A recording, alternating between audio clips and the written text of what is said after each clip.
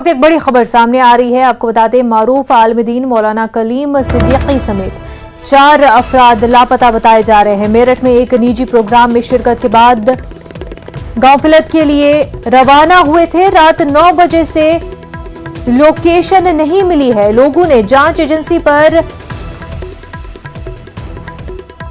उठाने का उन्हें शक जाहिर किया है। मौलाना के लापता हो जाने की खबर फैलने के बाद लिसाड़ी गेट थाने में लोग जमा हुए। लोगों की भीड़। मौलाना और उनके साथियों की तलाश के लिए देर रात से सर्च ऑपरेशन जारी किया गया। वहीं मुजफ्फरनगर के फिलत गांव में मशहूर मदरसे के मुंतजिम है मौलाना कलीम सिद्दीकी।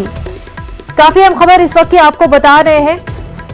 मारूफ आलमदीन मौलाना कलीम सिद्दीकी समेत 4 अफराद लापता बताए जा रहे हैं। मेरठ में एक निजी प्रोग्राम में शिरकत के बाद फिलत गांव के लिए रवाना हुए थे। वहीं रात 9 बजे से उनकी लोकेशन नहीं मिली है। हालांकि लोगों ने जांच एजेंसी पर उनको उठाने का शक जाहिर किया है। आगे बढ़ते हैं। श्रीनगर के